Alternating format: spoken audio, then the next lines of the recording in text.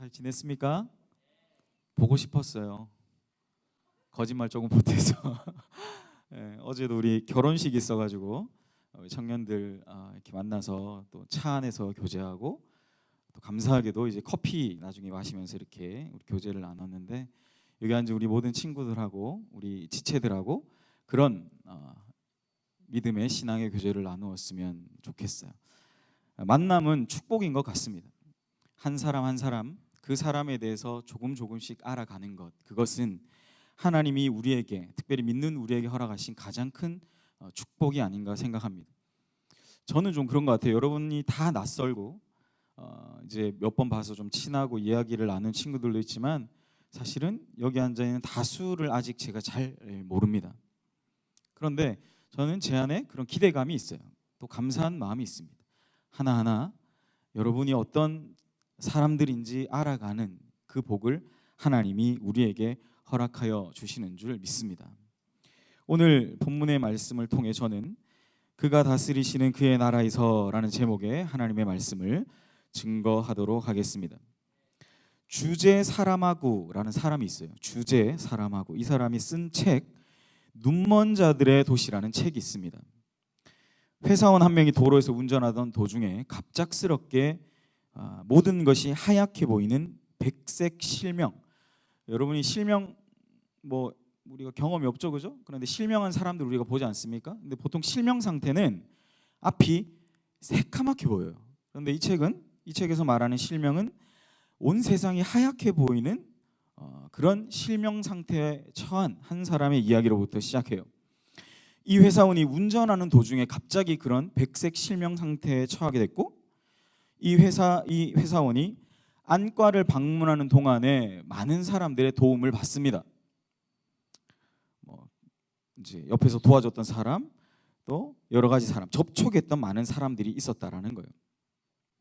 그런데 너무나 놀라운 것은 이 회사원을 비롯한 근처에 도와줬던 많은 사람들이 원인을 알 수 없게 이 똑같은 증상, 백색 실명의 상태에 처하게 된다라는 거죠. 갑작스럽게 앞이 보이지 않는 현상, 이런 현상에 이 사람들이 처하게 됩니다. 정부는 긴급하게 이 사람들을, 그러니까 이렇게 막 전염병처럼 퍼져나간 상황을 긴급하게 계엄령처럼 선포를 하고 한 폐기된 정신병원에 이 사람들을 격리하기 시작해요. 정부는 감염 방지를 위해 이 격리된 사람들을 이 폐기된 정신병원의 이 공간을 벗어나는 사람들을 가차없이 이제 죽여도 된다. 그러니까 사살하는 거예요. 이 책의 내용이 그래요. 진짜 이게 실제로 있는 게 아니라 소설입니다, 여러분.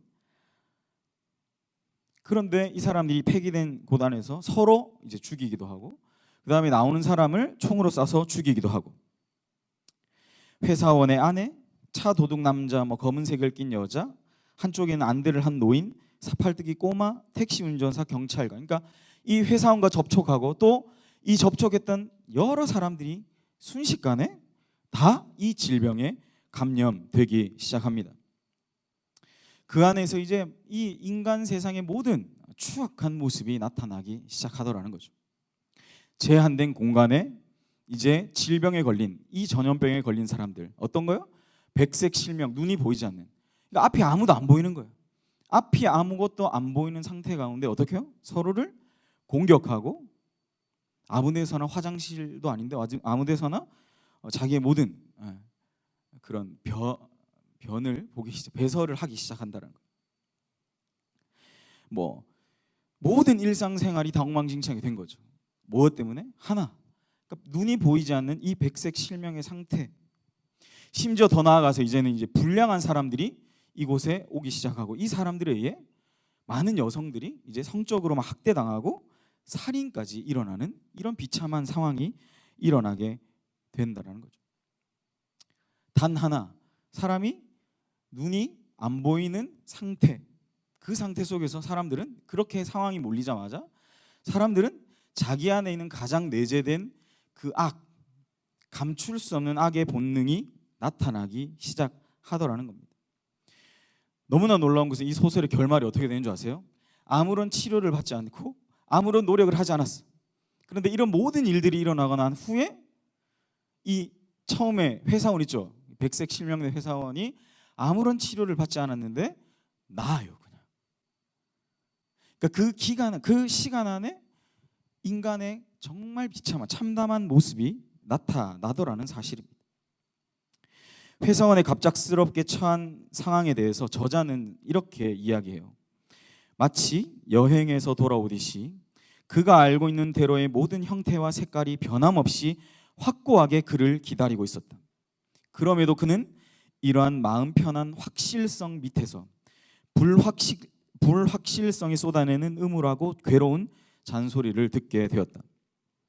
이것은 기만적인 꿈인지도 몰라. 너는 조만간 이 꿈을 떠나야만 하고 그때는 어떤 현실이 너를 기다리고 있을지 알 수 없어. 무슨 말이냐? 불확실성. 이 사람은 자연스럽게 그죠? 집에 가는 퇴근 시간에 운전하고 가다가 뭐예요? 확실한 상황. 그 누구도 의심할 수 없는 상황. 뭐예요? 나는 이 차를 타고 집에 갈 거야. 그런데 뭐예요?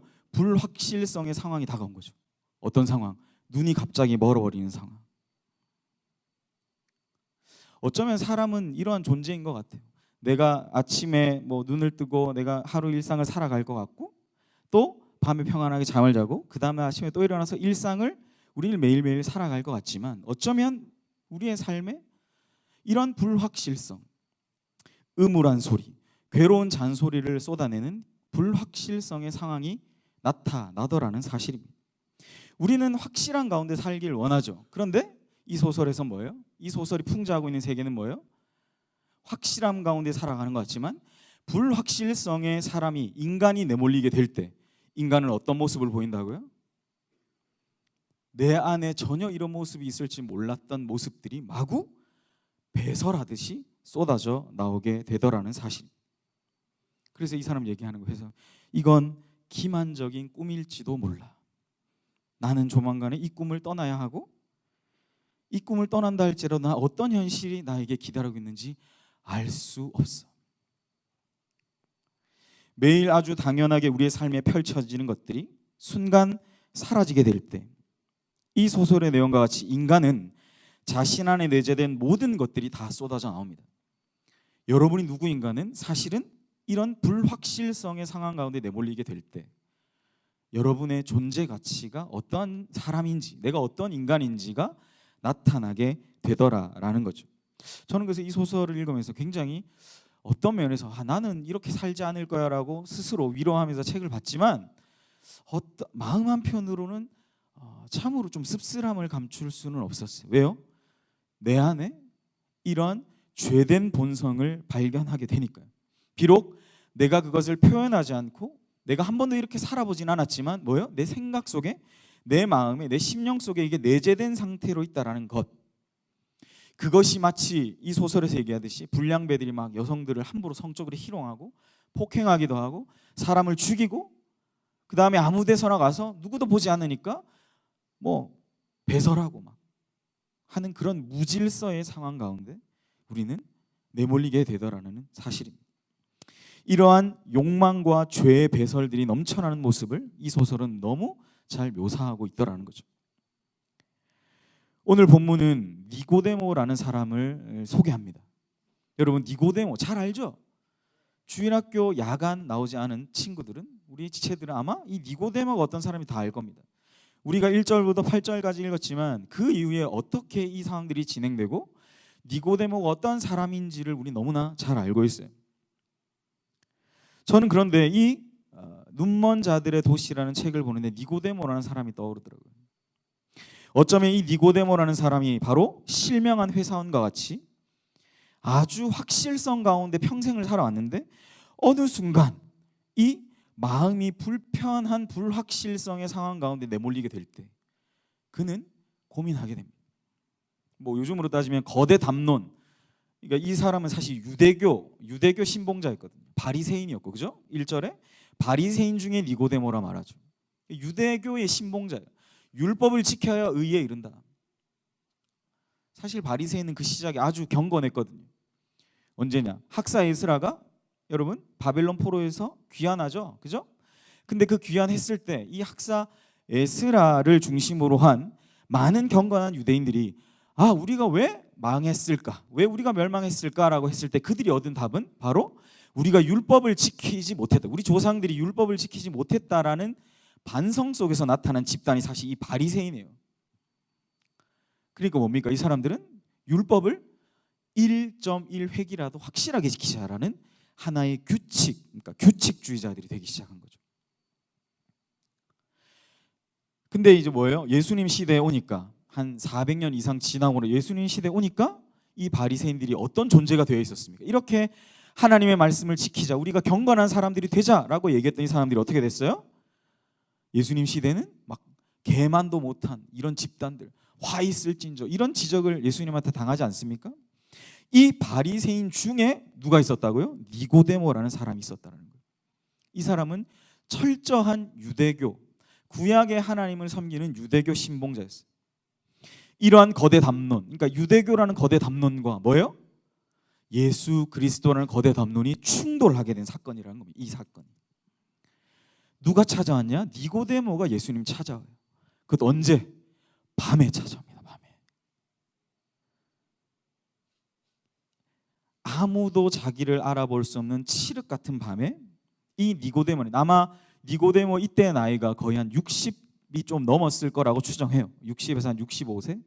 왜냐하면 1절에 보면 이 니고데모라는 사람이 있으니 이 사람이 유대인의 지도자라 그랬습니다. 근데 이 지도자라고 말하는 헬라어 아르콘이라는 말은 실제로 당시의 대제사장이나 산헤드린 공회라는 그 유대교 최고의 사법기관이라고 할 수 있죠. 그러니까 지금으로 따지면 대법원, 대법관, 우리나라로 따지면 그런 거예요. 그러니까 대법관 중에 한 명인 그 정도의 영향력이 있는 사람이 바로 니고데모라는 사실이에요. 유대교 신봉자로서 가장 최상의 정점에 있었던 이 니고데모가 누구를 찾아와요? 약관 30세. 예수님 나이가 몇 살이에요? 33살. 33살밖에 되지 않은 이 약관의 나이에 30세 가량 되었던 이 젊은 랍비, 오늘 얘기하죠 2절에 그 랍비요, 선생이요, 젊은 30대의 지도자 예수에게 그가 찾아오는 거예요. 그가 찾아와서 한 말이 뭡니까? 그가 이 유대교를 신봉하고 예수님을 찾아왔다, 이 어떤 충돌이 일어났던 가장 결정적 단서는 2절에 나와 있습니다. 2절에 뒤에 끝에 보면 이런 말이죠. 당신이 행하시는 이 표적을 아무도 행할 수 없다. 그러니까 니고데모가 예수님을 찾아온 결정적 이유는 바로 이 표적 때문입니다. 표적이 뭘까요, 여러분? 표적은 요즘으로 따지면 기적과 같은 거예요. 막 안진뱅이가 일어나고 죽었던 사람 살아나고 하는 이적. 예수님이 이 3장 이전에 어떠한 표적을 행하셨는가가 중요한 거죠. 예수님이 어떤 표적을 행하셨을까? 이 앞에 여러분이 너무 잘 아는 가나의 혼인 잔치. 뭐가 변해서 뭐가 됐습니까? 물이 변해서 포도주. 그렇죠. 할렐루야. 대답해줘서 고마워요. 사랑합니다, 여러분. 그래요. 난 이렇게 주고받고가 좋아. 근데 지난주부터 이제 조금씩 이제 좋아지고 있는 것 같아요. 고마워요. 자, 다시 본론으로 돌아가서, 그죠? 니고데모는 유대교란 60평생 이상 최고 대법관의 위치에 올라갈 정도, 그죠? 산헤드린 공회 의원, 공의원이었단 말이에요. 이 사람이 그 정도로 최고의 정점에 올라갔던 사람이 어떻게 젊은 지도자를 찾아왔을까? 자신 안에 불확실성의 음울하고 괴로운 잔소리를 그가 듣게 되었다는 사실. 뭐 때문에? 이 예수, 젊은 30대 약관의 지도자, 이 예수가 뭐예요? 표적을 행하는 것을 보고 그는 고백하는 거예요. 예수여, 이 일은 당신밖에, 하나님과 함께하는, 하나님이 아니시면 이 일은 행할 수가 없습니다. 여러분이 아실런지 모르겠는데 사실은 이때 당시에 유대인들이, 바리새인들이 예수님이 이렇게 막 활개치고 다녀도 있잖아요. 못 막는 이유가 있었어요. 뭔지 아세요? 예수님이 문둥병자, 요즘으로 따지면 나병 환자를 낫게 합니다. 그런데 이 바리새인들과 유대 지도자들에게 인식 속에는 나병이라고 말하는 이 문둥병, 살이 썩어 들어가고 코가 떨어져 나가는 병을 고칠 수 있는 사람은 누구밖에? 하나님과 구약으로부터 면면이 예언된 사람, 메시아죠, 그죠? 이사야서에 예언한 그 사람, 임마누엘이라고 일컬어 별명이 임마누엘, 하나님이 너희와 함께 하시다라는 별명을 가진 자 외에는 아무도 이 일을 행할 수가 없었어요. 니고데모가 볼 때 이 물이 변해서 포도주가 되는 사건은 어마어마한 겁니다. 후에는 예수님 뭐도 아세요? 막 침 탁 뱉어가지고 흙 막 밟아가지고, 그죠? 해가지고 눈에 팍 바르니까 눈이 떠졌다 안 떠졌다. 실로암 연못 가서 눈 씻으니까 눈이 떠지고, 그죠? 기도하고 기도해주고 뭐 대제상 가서 너한테 몸 보여라 가다가 뭐예요? 문둥병이 나병이 나와버리고.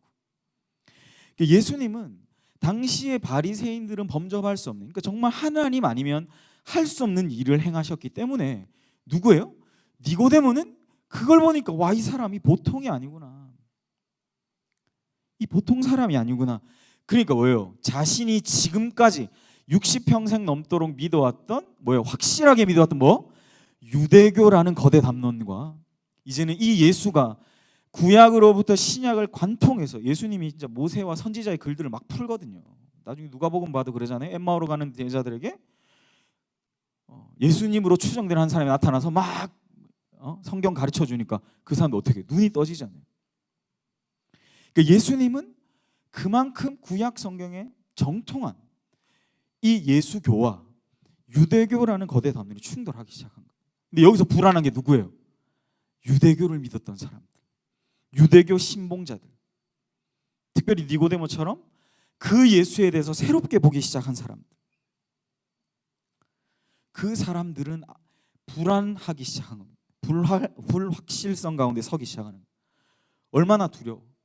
내가 믿었던 모든 게 다 내 신앙이 다 허물어지는 것 같은 그러한 고통 가운데 그들이 내몰리게 되더라는 사실입니다. 오늘 본문요, 그래서 우리에게 정말 두 가지 우리에게 아주 중요한 사실을 이야기합니다. 첫째로는 내 것을 내려놓음으로써 뭐가 보여요? 진리가 보이더라는 사실입니다. 오늘 2절이죠. 2절 한번 읽어볼까요? 시작. 그가 밤에 예수께 와서 이르되 랍비여, 우리가 당신은 하나님께로부터 오신 선생인 줄 아나이다. 하나님이 함께 하시지 아니하시면 당신이 행하시는 이 표적을 아무것도 할 수 없습니다. 라고 니고데모는 오늘 이야기했습니다. 니고데모가 예수님을 찾아가는 것 자체가 사실은 자신의 모든 것을 다 내려놓은 거예요. 낮이 아닌 밤에 예수님을 찾아갑니다. 밤이라는 시간이 중요하다라기보다 여러분 더 중요한 건 뭐예요? 나이가 이렇게 지긋한 유대인의 지도자, 유대인의 관원이 이 젊은 예수, 젊은 종교 지도자, 선생인 예수를 찾아갔다는 사실이 더 중요하다는 거예요. 밤보다 뭐예요? 이 나이 많은 사람이 예수께 찾아갔다는 사실이 너무나 중요하다. 사내들인 공회 회원인 자, 그 사람이 연륜도 안 되고 삶의 지혜도 없고, 안 그래요 여러분? 젊은 사람이 나이 많은 사람에게 가서 지혜를 구하고 삶에 대해서, 이 세상을 살아가는 원리에 대해서 물어보지, 나이가 많은 사람이, 연륜이 있는 사람이 이 젊은 지도자에게 찾아간다는 것은 사실은 불가능. 이때도 마찬가지였어요 여러분. 그가, 이 니고데모가 이 예수님을 높이며 이야기하는 거죠. 말문을 여는 겁니다. 하나님이 당신과 함께 하지 않으시면 이 표적, 뭐요? 가나의 혼인잔치와 같은 일을 아무것도 행할 수 없다. 아무도 행할 수가 없다. 그러면서 그는 이 예수께 지혜를 구합니다. 뭐라고 계속 물어봐요? 이렇게 물어보니까 주님이 대답이 뭐였어요? 아무도 거듭나지 않으면 하나님의 나라를 어떻게 한다? 볼 수 없다. 여러분 거듭나셨습니까? 여러분과 같은 거예요. 좋아요, 이런 침묵. 이 질문을 하자 주님이 대답하셨어요. 예수님, 네가 거듭나지 않으면, 당신이 거듭나지 않으면 하나님의 나라 볼 수 없다니까 뭐예요? 여러분처럼 정적이 흘렀어요. 니고데모 물어봐. 어떻게 우리가 모태에 다시 들어가서, 어머니 뱃속에 다시 들어가서 2번 우리가 날 수 있어요. 그게 거듭남이거든요. 2번 나는 거예요. 우리 한별형제가 엄마의 뱃속에 다시 들어간다. 상상만 해도 끔찍하죠. 저 성난 몸이, 예? 강한 이 근육과, 그죠? 한 우리 형제가, 그러니까 니고데모가 그랬던 거예요. 어떻게 사람이 다시 엄마의 뱃속에 들어갈 수 있는가? 가능하다, 불가능하다. 불가능하다는 니고데모 상식으로는 이게 안 되는 거예요. 주님이 뭐라고 답하세요? 거듭남에 대해서 원리가 뭐다? 물과 뭐로? 성령으로. 여러분 5절 읽어봅시다. 시작. 예수께서 대답하시되 진실로 내게 이르노니 사람이 물과 성령으로 나지 아니하면 하나님 나라에 들어갈 수 없다. 그러니까 하나님의 나라에 들어가는 것과 하나님의 나라를 보는 것은 뭐예요? 물과 성령으로 다시 태어나는 거예요. 어머니의 모태에 다시 비집고 막 들어가서 다시 태어나는 게 아니라, 사랑하는 여러분, 엄마를 괴롭게 하지 마세요. 엄마 괴롭게 하는 사람 너무 많아. 내가 우리 권사님들 얘기하면 자식들 막 걷어먹이느라 고생 많이 하시더라고요. 엄마를 괴롭게 하지 마라. 여러분 하면 안 돼요. 왜 엄마 모태, 엄마 뱃속에 다시 들어가려고? 성경은 뭐라고 말한다고요? 물과 성령으로 다시 태어남을 경험해요. 다시 물어볼게요. 여러분 물과 성령으로 다시 태어나셨습니까? 자신 이렇게 없어요?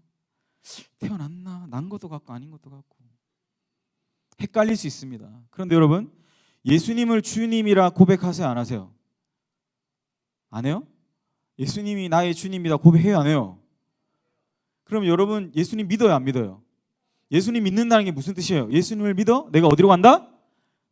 천국 간다. 이 단순한 도식. 우리 어렸을 때 많이 불렀던 거 있잖아요. 돈으로도 못 가요? 하나님 나라. 뭐예요? 거듭나면 가는 나라예요. 거듭나면 우리가 다시 뭘로? 물과 성령으로 다시 태어남을 경험하는 것. 그 다시 태어남을 경험하는 것. 니고데모는 이런 끊임없는 질문들을 계속합니다. 거듭남에 대하여, 하나님 나라에 보는 것에 대하여, 성령으로 난 사람에 대하여. 자신이 평생에 이르도록 유대교를 평생 신봉하면서 60이 넘도록 그가 유대교의 지도자, 그 관원으로서 평생을 신봉하면서도 다 알지 못했던 그 내용들을 그가 질문하기 시작했고 그 답을 얻기 시작했다는 거예요. 여러분 놀라운 것은 이 니고데모가 여기 한 번만 등장하는 게 아니라 요한복음 7장에도 나오고 예수님이 돌아가시고 그 시체를 다시 아리마대 사람 요셉과 함께 그 시체를 걷어올 때 유대교 지도자로서 예수님을 변호하는 자리에 니고데모가 나타납니다. 이제 나중에 전승에 따르면 그가 이후에 유대교를 버리고 완전히 예수를 믿는 예수교로 개종한 후에 이제 순교당했다라는 그런 구전 내려오는 전설과 같은 이야기가 또 있어요. 그러니까 여러분 이 예수를 만난 이 젊은 지도자인 60이 넘은 사람이 젊은 지도자인 참된 그 예수를 만난 사건이 얼마나 놀라운 것인지를 성경은 사실 기록하고 있다라는 사실이죠. 오늘 우리로 한번 적용해 볼까요, 여러분? 이 세상에 여러분 이러한 거대 담론이 얼마나 많아 이제.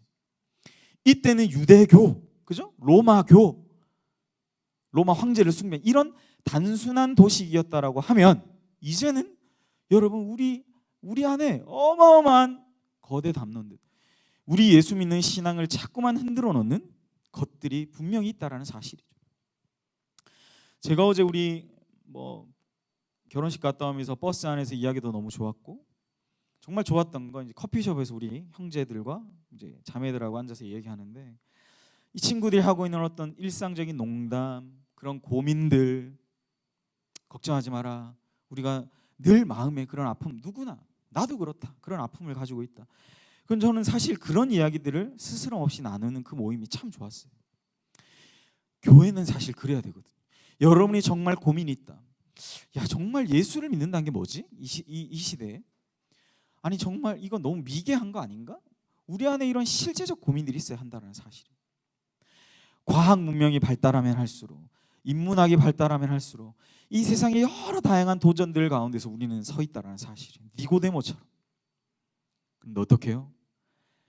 자신의 그 것들을 다 내려놓고 그 살아계신 주님 앞에 나아갈 때, 직진 앞으로 나아갈 때 그 말씀 안에서 온전한 깨달음과 우리의 신앙을 다시 한번 새롭게 하는 그러한 일들이 나타나게 되더라라는 사실입니다. 니고데모는 정말 자신의 모든 것을 다 내려놓고 예수님의 말씀을 듣기 위해 겸손하게 나아갔습니다. 물과 성령으로 거듭 태어난 자가 누리는 하나님 나라를 보는 것, 그 하나님 나라를 발견하는 것, 그것이 바로 오늘 이 시대를 살아가는 우리의 사명이자 우리가 예수를 믿는 뜻과 의미가 된다는 사실이죠. 여러분, 아바타의 유명한 대사 있잖아요. I see you, I see you. 그죠? 저는 이 아바타라는 영화의 가장 중요한 대사 이건 것 같아요. I see you. 여기서 막 이렇게 하죠. 근데 그게 무슨 뜻입니까, 여러분? 나는 당신을 봅니다인데 이게 실제 당신을 그냥 보여지는 우리 태희 닮은 형제, 저 잘생긴 외모를 그냥 보는 것이 아니라 뭐예요? 그 사람의 내면을 본다는 뜻이에요. 내면을. 이 I see you. 하나님 나라를 우리가 어떻게 보는 거예요, 여러분? 우리의 마음으로, 우리의 내면 깊은 곳으로부터 하나님의 나라를 보는 겁니다.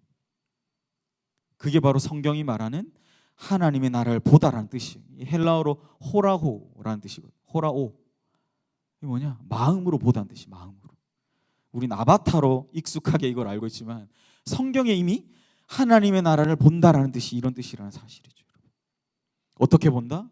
우리의 모든 것들을 다 내려놓고 겸손히 그 앞에 나아갈 때 우리는 우리가 이전에 보지 못했던 것들을 보기 시작하더라는 겁니다. 우리의 신앙생활, 주일 바쁘게 돌아가는 이런 삶 속에서 우리가 보지 못했던 것을 우리 주님은 보게 하신다라는 사실입니다. 두 번째, 여러분, 우리가 기억해야 할 것은 니고데모는 자신의 불완전함 가운데서 주님께 나아갔습니다. 그 불확실성 가운데 서 있는 그 인간, 그 존재 자체를 주님이 받으신다라는 사실입니다. 니고데모는 평생을 유대교라는 확실성 가운데 살아왔다라고 자신했습니다. 적어도 이 예수를 만나기 전까지. 그런데 뭐예요? 이 예수를 만나자 자신이 불완전하다라는 사실을 깨달았어요. 그런데 주님은 그 불확실성을 책망하셨어요. 야, 너 죄인이니까 저리 가. 너 필요 없어. 난 너 없어도 나 믿고 구원받을 사람 많아 라고 그를 내치셨나요, 여러분? 그가 죄 가운데 있다고 더럽고 막 가난하고 없고 그렇다라고 그를 완전 내치셨습니까? 아니라는 거죠. 불확실성 가운데 서 있는 그 인간 자체, 그 존재 자체를 누가 받으셨어요? 오늘 본문을 보니까 이 예수가 받아주신 거. 그러니까 여러분, 완전하게 돼서 주님 앞에 나아가는 건 사실 불가능해요. 우리가 뭐예요? 우리는 이 불완전성 가운데서 누구한테 가라? 예수께 나아가. 우리는 사실 저도 마찬가지. 누구나 그런 불완전함 가운데서 나아가는 겁니다. 은혜의 보좌 앞으로. 그럼 뭐예요? 주께서 우리를 만져주시고 주께서 우리의 마음을 만들어주시고 주께서 우리의 마음을 만져주셔서 뭐예요? 우리를 다시 한번 그 확실성 가운데로 점점 기대어 가게 하신다는 사실이죠. 지난주는 제가 믿음은 뭐예요? 그 하나님의 존재 자체를 믿는 것이다라고 말했지만 여러분, 우리는 그 존재 자체를 믿는 믿음과 완벽한 가운데 가지 않아요. 뭐예요? 우리는 니고데모처럼 깨지고 박살나고 내가 평생 살아왔던 게 잘못됐구나라는 것을 생각하게 만드는 가운데서 뭡니까? 주님께로 나아가는 겁니다.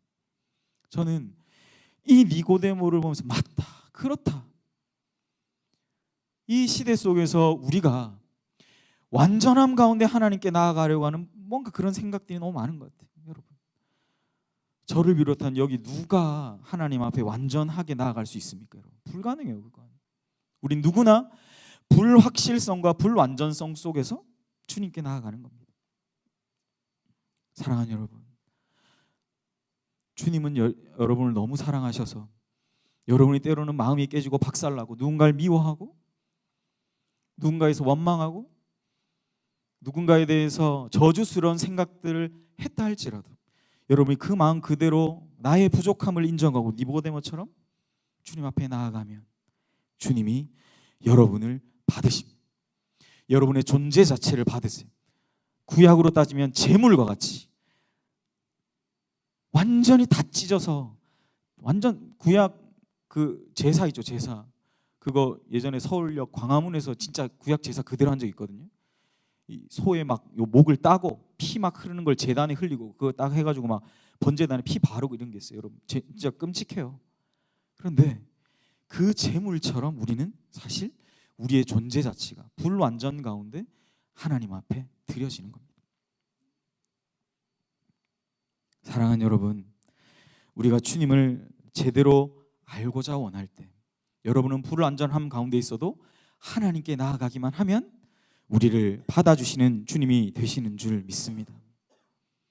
그러한 은혜가 이번 한 주간, 이제 이 말씀 듣고 한 주간을 새롭게 계획하는 저 여러분의 말씀이 되었으면 좋겠습니다. 누구나 잘하고 싶지만, 더 사랑하고 싶지만, 더 배려하고 섬기고 싶지만 나는 잘 못했어, 불완전해, 그렇게 스스로를 자책하는 그런 마음 누구나 다 가지고 있어요. 그러나 어때요? 여러분, 그런 마음을 가득히 모아서 은혜의 보좌 앞으로 나아가는 복된 저와 여러분의 한 주간의 삶이 되기를 간절히 바랍니다. 말씀을 맺습니다. 여러분, 확실성 가운데 살고 계십니까? 나는 완벽해, 나는 부족함이 없어. 혹시 그런 친구 계세요? 엄청 교만. 정말 그건 대단한 자신감입니다. 여러분, 우리는 늘 부족함 가운데 하나님, 우리 주님께 기대어 있을 수밖에 없습니다. 오늘 본문의 니고데모처럼 불확실성에 음울하고 차가운 목소리가 들려오는 그것을 느끼는 가운데 혹시나 계십니까? 우리는 바로 이때 주님이 주시는, 나를 향하여 내가 너를 위해 십자가의 모든 것을 다 내려놓고 피 흘려 내가 너를 위해, 너 하나 사랑하기 위해 내가 모든 것을 다 내려놓았다, 내가 그 길을 걸어갔다, 그 말씀하시는 주님의 은혜가 필요합니다. 그 은혜 받아야, 여러분, 그 은혜를 다시 가슴에 새겨야 그래도 그나마 내일부터 시작되는 새로운 한 주간을 믿음으로, 신앙으로 살아보려고 뭐예요? 발버둥이라고 한번 치는 거예요. 발차기라도 한번 하는 거예요. 여러분, 바로 이때 우리에겐 주님이 필요합니다. 1000번을 불러도 부족함이 없는 그 이름, 나를 사랑하신다고 말씀하시는 그 주님, 자꾸만 인생의 바람 가운데 흔들리며 걸어가는 나를 받으시고 주께서 다스리시는 그 나라에 그 주님이 주시는 평강 가운데 살아가기 원하시는 그 예수, 그 십자가 사랑 안에 거하며 그분이 능력 주심 안에 오는 한 주간을 계획하시는 저 여러분 되시길 주의 이름으로 간절히 소원합니다.